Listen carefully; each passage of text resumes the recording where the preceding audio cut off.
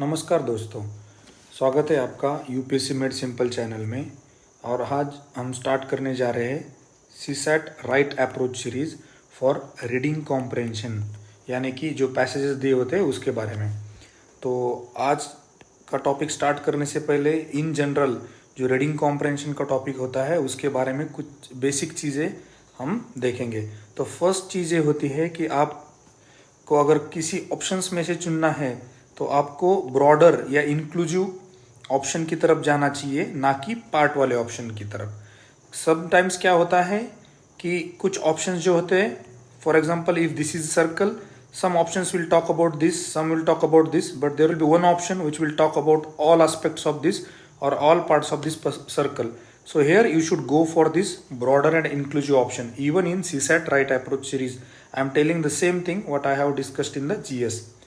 दूसरी बात होती है कि जो पैसेजेस में ऑप्शन दिए जाते हैं उसमें जो पॉजिटिव ओरिएंटेड ऑप्शंस होते हैं, जो लॉजिकली करेक्ट होते हैं, जिसको कोई करेक्ट करने में दिक्कत ना हो, वो ऑप्शन की तरफ आपने जाना चाहिए। तीसरी बात होती है कि आपने उन ऑप्शंस को नहीं चुनना है जिसमें एस्केपिविस्ट एटीट्यूड होता है, मतलब भाग दौड़ वाला कि ये नहीं होगा, ऐसे नहीं होगा, या फिर निगेटिव ओरिएंटेड जो निगेटिव टोन वाले जो ऑप्शंस होते हैं उसकी तरफ आपने नहीं जाना है। और उसके बाद आखिरी वाला जो चीज़ है, आप जनरलिस्टिक जो ऑप्शंस होते हैं उनकी तरफ जाना चाहिए, ना कि स्पेसिफिक कुछ बात कर रहे हैं उस ऑप्शन की तरफ। तो आज का जो टॉपिक है वो है main idea question. This is type of question and in UPSC you will see sometimes you will make wrong answers. Why? Because you are not aware about the type of question and आपको ये पता होना चाहिए कि ये किस type का question है, तब जाके आपको पता चलेगा कि उसका आंसर कहाँ मिलेगा। कुछ क्वेश्चंस होते हैं उनका आंसर पैसेज में नहीं दिया होता है, अगर आप पैसेज में ढूंढोगे तो आपको आंसर नहीं मिलेगा और आपका आंसर गलत हो सकता है। इसलिए बेसिक्स पहले ये है कि क्या टाइप का क्वेश्चन पूछा है ये पहले समझना चाहिए।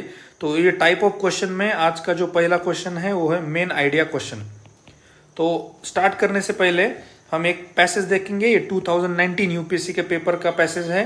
तो हम पहली लाइन पढ़ रहे हैं, the interest of working and poor people have historically been neglected in planning of our cities.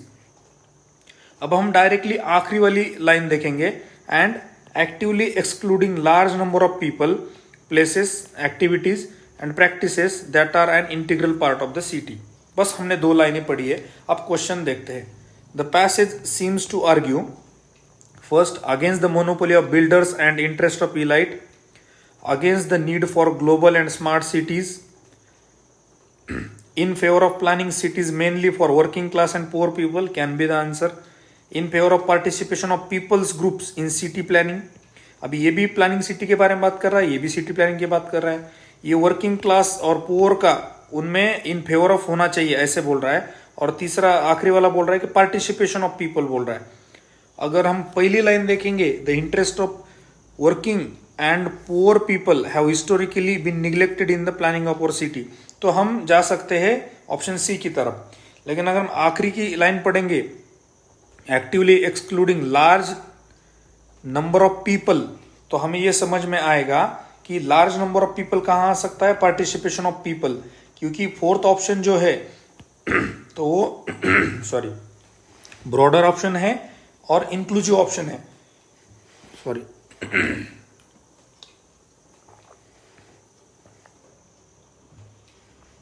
और जो थर्ड ऑप्शन है वो अगर आप देखोगे तो वो पार्ट के बारे में बात कर रहा है कि फॉर एग्जांपल यहाँ पे वर्किंग पीपल है, यहाँ पे पोर पीपल है, तो ये थर्ड ऑप्शन जो है तो इसके बारे में बात कर रहा है। लेकिन फोर्थ ऑप्शन जो है पीपल्स ग्रुप्स, मतलब ये पूरे सर्कल के बारे में बात कर रहा है, इसलिए आंसर इसका डी है। समझ में आया? तो ये ब्रॉडर और इंक्लूसिव अप्रोच था। तो हम अब देखेंगे बेसिक्स ऑफ मेन आइडिया। ये मेन आइडिया क्वेश्चन क्या होता है, तो उसके पहले हमें ये देखना पड़ेगा कि मेन आइडिया क्वेश्चन क्या होता है और उसका बेसिक्स क्या है। तो उसके लिए एक चीज आपको ध्यान में रखनी है कि जैसे भी आप ये वर्ड देखोगे, आर्ग्यू ये वर्ड आएगा, और जैसे ये वर्ड आएगा कि essential message, crucial message in the passage, passage seems to argue, view of the author is, what is the main idea of the passage, the passage best implies, what is the crux of the passage, जब जब ये word आएंगे तो हमको समझना चाहिए कि ये मेन आइडिया टाइप का क्वेश्चन है। तो अब मेन आइडिया टाइप का क्वेश्चन क्या होता है, तो ये समझो ये टाइप का एक बॉलीवुड का हीरो होता है। बॉलीवुड के जो मूवीज है उसमें का अगर हीरो देखेंगे तो वो मेन आइडिया क्वेश्चन होता है। तो जो जो सारी चीजें बॉलीवुड के हीरो को लागू होती है वो सभी चीजें इसमें लागू होती है। सिर्फ इसमें एक बात कभी ध्यान में रखना है, कभी कभी क्या होता है कि एक मूवी में 2 3 या 4 एक्टर्स होते हैं, तो उसमें से हमको ये समझ में आना चाहिए कि कौन सा सपोर्टिंग एक्टर है और कौन सा मेन लीड एक्टर है, राइट। तो इसी पैसेज में क्या होता है, कभी कभी कुछ जो आइडियाज दी होती है, कुछ आइडिया मेन होती है और कुछ आइडिया उनको सपोर्ट करने के लिए रहती है, ताकि वो सपोर्ट करके उस आइडिया तक पहुंच सके, राइट। तो ये होता है बॉलीवुड मूवी की तरह। तो यहाँ पे कभी कभी क्या होता है कि पूरा पैसेज पढ़ने की भी जरूरत नहीं होती है, आप पहली लाइन पढ़ोगे और आखिरी वाली लाइन पढ़ोगे फिर भी आपको आंसर मिल सकता है, राइट। उसके बाद क्या होता है, कभी कभी मेन एक्टर जो है एक्सप्लिसिटली दिया होता है, मूवी में बताया जाएगा कि और समझ में आएगा जल्दी से कि यही मेन हीरो है। लेकिन कभी कभी क्या होता है 2 3 हीरो रहने के बाद समझ में नहीं आता है कि कौन सा हीरो मेन हीरो है और कौन सा सपोर्टिंग है। तो वहां पे हमको निकालना पड़ता है, मतलब sometimes it is explicit, sometimes it is implicit, right.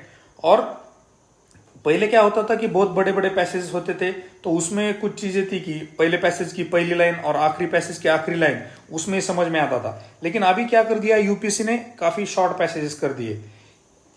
ये शॉर्ट पैसेजेस होने के बावजूद भी इन पैसेजेस में कंप्लीटनेस होता है। कंप्लीटनेस यानी कि इसमें जो उनको बोलना चाहिए वो पूरा के पूरा हमको समझ में आएगा। अगर वो 3 4 लाइन का भी होगा फिर भी उसमें जो आइडिया है वो क्लियरली हम तक पहुंच जाएंगे। तो this even though these are small passages they are complete in themselves, right. ये कुछ चीजें थी बेसिक जो मेन आइडिया के बारे में थी। तो अभी मोस्टली क्या होता है, मेन आइडिया जो पहली ओपनिंग लाइन होती है, ओपनिंग स्टेटमेंट होती है, उसी से क्लियर हो जाता है कि उसका मेन क्या है, राइट। क्योंकि जैसे मूवी स्टार्ट हो जाता है कि आपको मेन हीरो दिख जाएगा।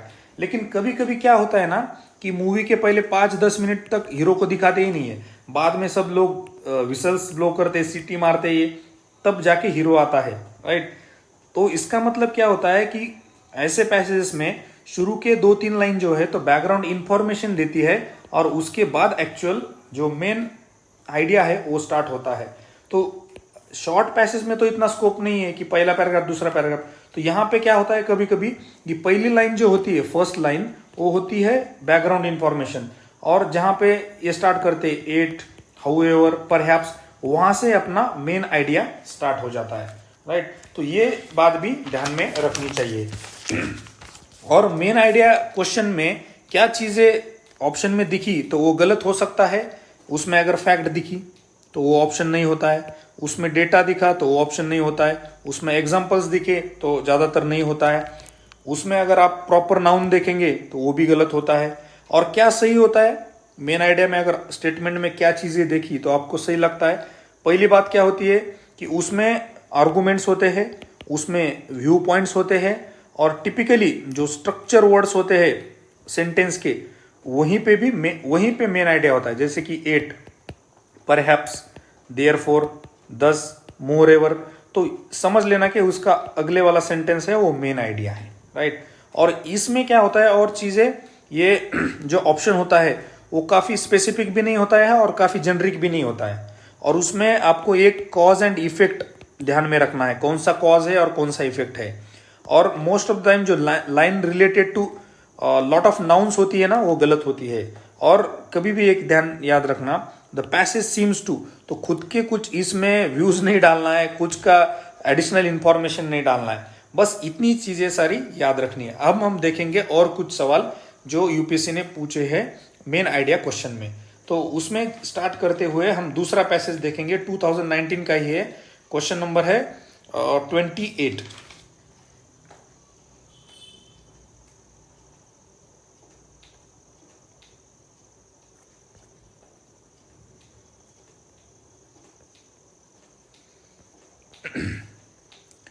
तो ये क्वेश्चन है, majority of TB infected in India are poor and lack sufficient nutrition, suitable housing and have little understanding of prevention. अब हम आखिरी वाली लाइन देखेंगे. ये तो बहुत छोटा पैसेज है, इसमें आखिर के कुछ देखेंगे. Advocate support from providers and family coupled with torturers side effects demotivate patients to continue treatment with disastrous health consequence. Which of the following is the most logical, rational and crucial message conveyed by the passage? So TB is not curable disease in Indian circumstances. नहीं है. Curing TB requires more than diagnosis and medical treatment. हो सकता है. Government surveillance mechanism is deficient and poor people have no access to treatment. बिल्कुल गलत है. India will be free from diseases like TB only when its poverty elevation programs are effectively and successfully implemented. इसके बारे में बात नहीं किया है, तो आंसर है बी. क्यों? क्योंकि वो बात कर रहा है न्यूट्रिशन के बारे में, बात कर रहा है हाउसिंग के बारे में, बात कर रहा है और अंडरस्टैंडिंग द प्रिवेंशन के बारे में बात कर रहा है. और आखिरी में देखेंगे तो वो सपोर्ट फ्रॉम फैमिली है, उसके कुछ साइड इफेक्ट्स उसके बारे में बात कर रहा है. तो curing TB requires more than diagnosis and medical treatment. तो ये सही होना चाहिए. अब हम पैसेज पढ़ेंगे. दूसरी लाइन बोलती है TB then devastates family, makes the poorer, particularly affects women and children and leads to ostracization and loss of employment. The truth is that even if TB does not kill them, hunger and poverty will kill. तो ये क्या बोल रहा है? TB is not curable. ऐसा नहीं है. Even if it does not kill, इसका मतलब वो किल नहीं करता, ट्रीटमेंट हो सकती है. राइट, तो पहला हो गया गलत. Poverty and hunger will kill. Another truth is that deep-seated stigma, lack of counseling, expensive treatment, lack of adequate support from providers, family. तो इसके लिए आंसर है बी, क्योंकि curing TB requires more than diagnosis and treatment. क्या होना चाहिए उसके लिए? उसके लिए काउंसलिंग होनी चाहिए, उसके लिए फैमिली का सपोर्ट होना चाहिए, उसके लिए अच्छे से न्यूट्रिशन होना चाहिए. तो इसलिए आंसर है बी. तो हम आगे बढ़ते हैं. अब देखेंगे कुछ सवाल 2018 के क्वेश्चन पेपर में से. तो उसमें क्या क्या है, क्वेश्चन नंबर 33 से स्टार्ट करते हैं.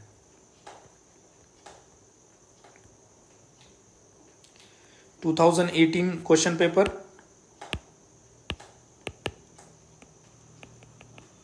Question number 33.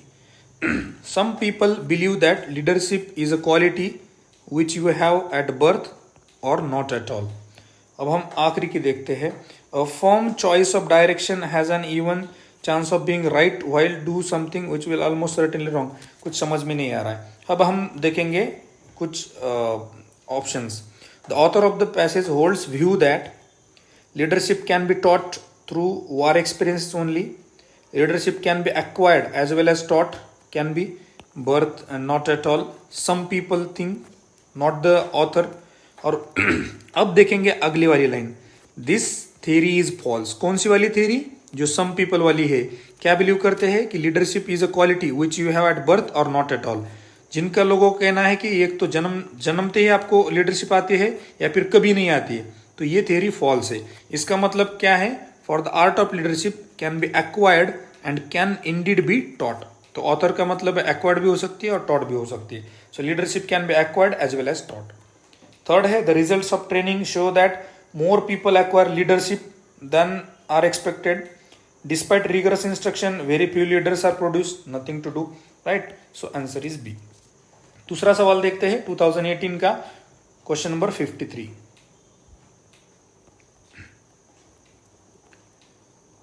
क्वेश्चन है being a member of WTO, India is bound by agreements that have been signed and ratified by its members including itself. अभी आखिरी वाला देखते हैं. It is possible that in some years the subsidy to producers will exceed 10% of the value of agriculture production. अब हम option देखते हैं. What is the crucial message conveyed by the above passage? First, India should revise its PDS. ये तो part option हो गया. India should not be a member of WTO, काफी negative है. For India food security collides with trade, can be. India provides food security to its poor, नहीं है. YC is the correct answer because यहाँ पे agreement देखा है, तो ये मतलब ट्रेड होगा, trade agreement WTO.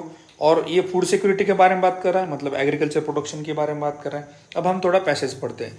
According to article 6 of the agriculture agreement, providing minimum support prices for agriculture products is considered distorting and it's subject to limits. The subsidy arising from minimal supports can not exceed 10% of the value of agriculture production for developing countries. ये article 6 के बारे में बात कर रहे हैं। PDS in India entails minimum support prices and public stock holdings of food grains. It is possible that in some years the subsidy to producers will exceed 10% of the value of agriculture production। तो इसका मतलब यही है कि article 6 में 10% से ज़्यादा आप सब्सिडी नहीं दे सकते हो, और ये पैसेज बोल रहा है कि कुछ ईयर्स के बाद ये 10% से आगे बढ़ सकता है। तो इसका सही जो आंसर है वो है for India food security collapse with trade. Well, और एक क्वेश्चन देखेंगे 2018 का ही है।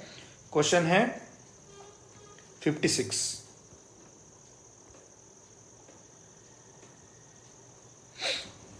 क्वेश्चन है मोनोकल्चर कैरीज ग्रेट रिस्क्स। अभी आखिरी वाला देखेंगे। North America will suffer more intense droughts and crop diseases will spread to new latitudes, right. तो ये मोनोकल्चर कैरीज ग्रेट रिस्क के बारे में बात कर रहा है। मतलब ये मोनोकल्चर का रीजन हो सकता है कि intense droughts and crop disease will spread to, उसके रिलेटेड कुछ ना कुछ हो सकता है। तो हम ऑप्शन देखेंगे। Which of the following logical message? Preserving crop genetic diversity is an insurance against the effects of climate change can be the reason. Despite great risk, monoculture is the only way to ensure food security in the world। अगर यहाँ पे वो negatively start कर रहा है कि monoculture carries great risk, तो आगे चल के वो कभी उसको सपोर्ट नहीं करेगा। तो monoculture is the only way हो ही नहीं सकता। More and more genetically modified crops only can save the world from impeding shortages of food. तो जीएम क्रॉप के बारे में बात ही नहीं किया है। एशिया एंड नॉर्थ अमेरिका, ये तो एग्जाम्पल दे रहा है। तो हमने देखा था मेन आइडिया क्वेश्चन में example are rarely correct answer, तो ये हो ही नहीं सकता।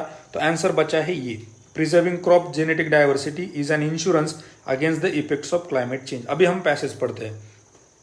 A single disease or pest can wipe out swaths of the world's food production, an alarming prospect given that its growing and wealthier population will eat 70% more by 2050. The risks are magnified by the changing climate. As the planet warms and monsoon rains intensify, farmlands in Asia will flood. North America will suffer more intense droughts and crop diseases will spread to new latitudes. तो ये passage बात कर रहा है monoculture के बारे में, और मोनोकल्चर की वजह से क्या हो सकता है उसके निगेटिव्स के बारे में। तो जहां पे मैसेज पूछा है तो मोनोकल्चर को सपोर्ट तो बिल्कुल नहीं करेगा, तो 2 गया और 3 गया, तो बचा है 1 और 4। तो 4 में दिया है एग्जाम्पल, तो 4 भी गया, तो सिर्फ आंसर बचेगा ये, प्रिजर्विंग क्रॉप जेनेटिक डाइवर्सिटी। और मोनोकल्चर के बारे में अगर बात करोगे आप, तो उसका जो काउंटर होगा वो जेनेटिक डाइवर्सिटी होगा।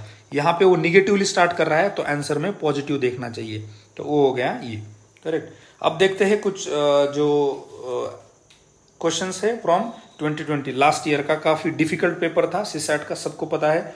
तो क्वेश्चन नंबर 6,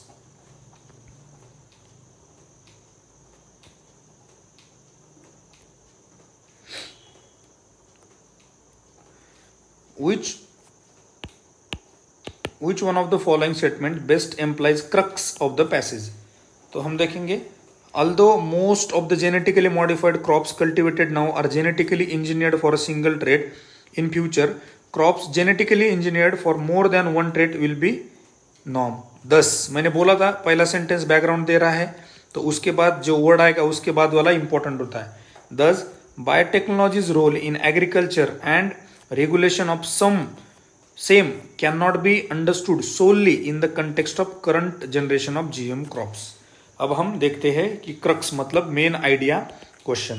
तो फर्स्ट है, precautionary principle is not given importance in current debate on developing GM crops, इसके बारे में बात ही नहीं किया है। Biotechnology is not currently used in climate change mitigation and adaptation mechanism, पहले तो बात ही नहीं किया है। Biotechnology's role is not confined to the current priorities of developing GM crops, हो सकता है। The negative impacts of biotechnology are not properly understood, ये भी नहीं बात किया है। तो लग रहा है कि सी ही हो सकता है। एक दूसरी बात, मजे की बात बोलता हूँ, बहुत से टॉपर्स या सब लोग बोलते हैं जहां पे आपको नॉट दिखेगा वो आंसर होता ही नहीं। अब देखेंगे पहले में नॉट है, दूसरे में नॉट है, तीसरे में नॉट है और चौथे में भी नॉट है, तो यहाँ पे तो ई तो नहीं डाल सकते हैं राइट। सो ऐसा बायस लेके एग्जाम में कभी मत जाओ कि ये नॉट होगा, ऑल होगा तो होगा नहीं। तो इन जनरल आपको टोन देखना है, पॉजिटिव टोन है या निगेटिव, इन जनरल देखना है। ऐसे वर्ड को लेके कभी भी आंसर सही नहीं हो सकता है। अगर हो सकता है तो वो बाय शेयर चांस है, राइट। सो वो एक कुछ स्टैंडर्ड या फिर रैशनल मेथड और राइट अप्रोच नहीं है। तो हम अब पैसेज पढ़ेंगे। Instead there is a need to take comprehensive look taking into account various aspects including socio economic impacts. तो यहाँ पे सोशियो इकोनॉमिक इम्पैक्ट्स के बारे में उसने बात किया है।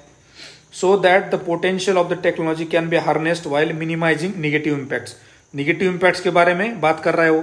तो यहाँ पे कहीं तो भी निगेटिव इम्पैक्ट्स के बारे में बात किया तो उन्हें role is not is biotechnology current used climate change not proper negative impacts not properly तो दी गया। यहाँ तो मिनिमाइजिंग के बारे में बात कर रहे हैं। Given the importance of biotechnology in developing varieties that can help in climate change mitigation and adaptation, यहाँ पे भी बात किया है। और ये बोल रहा है कि क्लाइमेट चेंज और मिटिगेशन में कोई रोल नहीं है, तो बी भी गया। Biotechnology as a part of climate change action plan cannot be an option. Domestic regulation of biotechnology cannot be viewed in the isolation of trade policy and obligations under various international treaties and conventions. Precautionary principle के बारे में बात ही नहीं किया है उसने, किधर भी बात नहीं किया है, राइट। तो आंसर है C, biotechnology's role is not confined to the current priorities of developing GM crops. और मैंने बोला था ये वर्ड, उसके बाद का ही सेंटेंस है main idea. Biotechnology's role in agriculture and the regulation of same cannot be understood solely in the context of current generation of GM crops, right। अब दूसरा सवाल देखते हैं, 2020 का ही है, क्वेश्चन नंबर 41।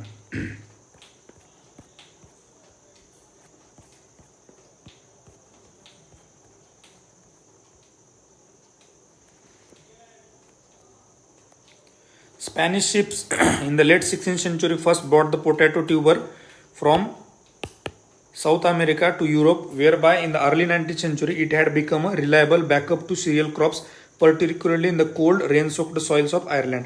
तो इसमें कुछ समझ में नहीं आ रहा है क्योंकि वो एग्जाम्पल के बारे में ही बात कर रहा है। तो जब एग्जाम्पल के बारे में ही बात कर रहा है तो वहाँ पे मेन आइडिया जल्दी से समझने में डिफिकल्ट हो सकती है, तो इसलिए हमें पूरा पैसेज पढ़ना पड़ेगा।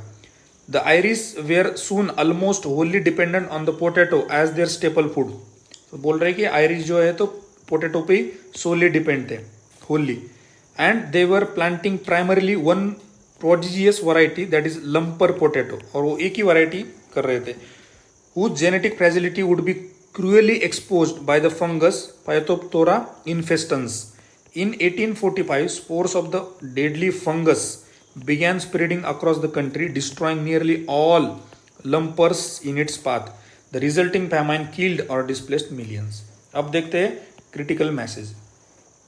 For introducing any foreign plant into a country, the soil and climate conditions of that country should be suitable। हो सकता है, बात किया है उसने।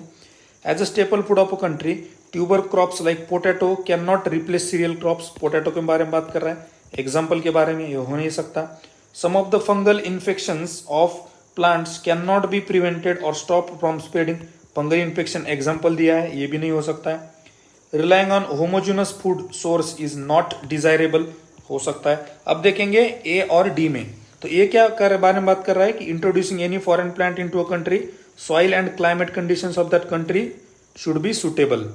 अभी शुड बी सुटेबल बोल रहा है, लेकिन यहाँ पे जो डिस्ट्रॉय हो गया है पोटैटो, वो सॉइल की वजह से नहीं हुआ है, वो सॉइल की वजह से नहीं हुआ है, ये डेकोरेटिव स्टेटमेंट है, ये ट्रैप करने के लिए डाला है ताकि आप यहाँ पे सॉइल देखो और सॉइल देख के करेक्ट करो, यस करके एग्जाम में आओ, और बाद में जब देखोगे तो गलत हो जाएगा।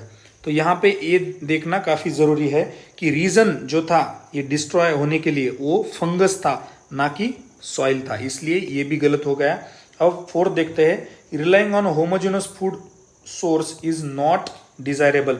यही वो बात कर रहा है कि वो होली सिर्फ एक ही लंपर पोटैटो वैरायटी पे ही डिपेंड थे, इसकी वजह से फैमाइन आ गया, और वही करना है कि होमोजेनस फूड पे डिपेंड नहीं रहना है। अब कुछ लोग बोलेंगे यहाँ पे नॉट है तो ये गलत हो जाएगा, तो यही किया है यूपीएससी ने कि जहां जहां पे नॉट दिया है वो आंसर हो सकता है, इसलिए आपका जो कुछ थंब रूल बनाया था आपने नॉट वाला, तो वो बिल्कुल काम नहीं करेगा। और दूसरी बात बोलेंगे, ये क्या बोल रहा है, relying on homogeneous food source is not desirable, तो ये 100% नहीं होता है। इसका मतलब नॉट डिजायरेबल का क्या मतलब होता है कि ऐसा नहीं करना चाहिए, लेकिन ऐसा तो नहीं बोल करना ही नहीं चाहिए, इसमें थोड़ा सा डिफरेंस होता है। फॉर एग्जाम्पल मैं अब अगर ये चीज बोलूं कि फॉर एग्जाम्पल कि one should not rely on Laxmikanth. इसका मतलब ये नहीं है कि लक्ष्मीकांत पढ़ो ही मत, पढ़ो लेकिन उसके साथ साथ दूसरा भी कुछ पढ़ो। तो वही ये मतलब होता है कि relying on homogeneous food source is not desirable.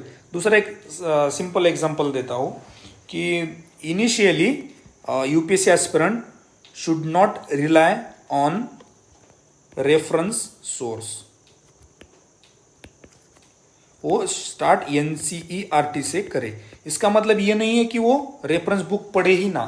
कुछ अगर बच्चा अच्छे है, उनका बेसिक अच्छा है, एप्टीट्यूड अच्छा है, ग्रेजुएशन अच्छा है, तो वो रेफरेंस बुक के स्टार्ट कर सकते हैं क्योंकि उनका बेसिक क्लियर है। तो मेरा मतलब कहने का मतलब है नॉट डिजायरेबल का मतलब 100% नहीं होता है, तो इसलिए एक्सट्रीम भी नहीं होगा। और ये काफी जनरल है, राइट, स्पेसिफिक कुछ बात नहीं कर रहा है। होमोजेनस फूड के बारे में बात कर रहा है, ये फंगल इन्फेक्शन बारे में बात कर रहा है, ये पोटैटो के बारे में बात कर रहा है, ये सॉइल के बारे में जनरल बात कर रहा है, लेकिन soil is the not the correct reason, right. तो इसलिए इसका आंसर है डी। अभी यूपीएससी के आंसर की आई नहीं है, इसलिए कुछ बोल नहीं सकते हैं, फिर भी 99% यही आंसर होगा। आखिरी सवाल देखते हैं 2020 से, question number 65।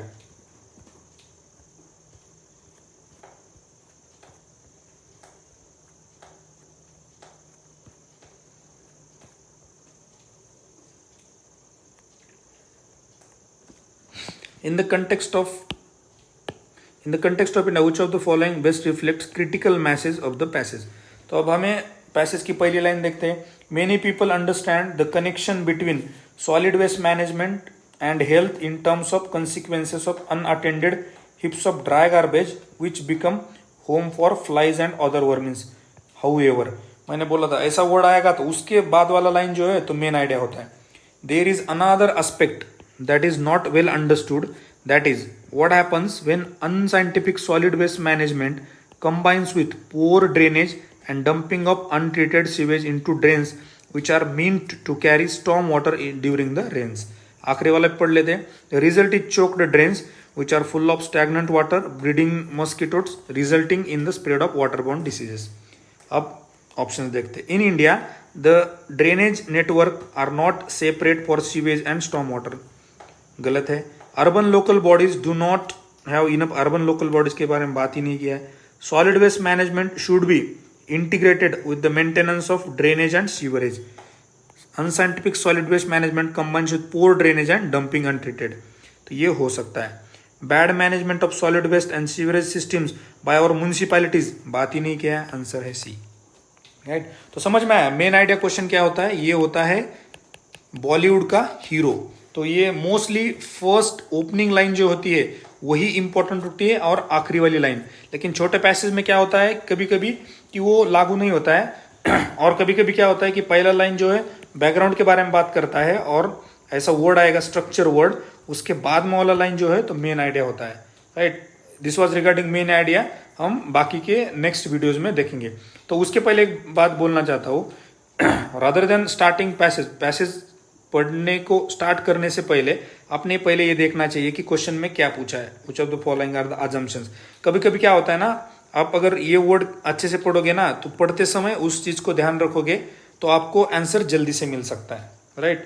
Thank you very much. और इसका जो पीडीएफ है, किसी के पास अगर क्वेश्चन पेपर का नहीं होगा तो मैंने वो टेलीग्राम चैनल जो है यूपीएससी मेड सिंपल उस पर अपलोड कर दिया है, तो वहाँ पे आप देख सकते हो। यहाँ पे किसी किसी को क्लियरली दिखाई नहीं देगा।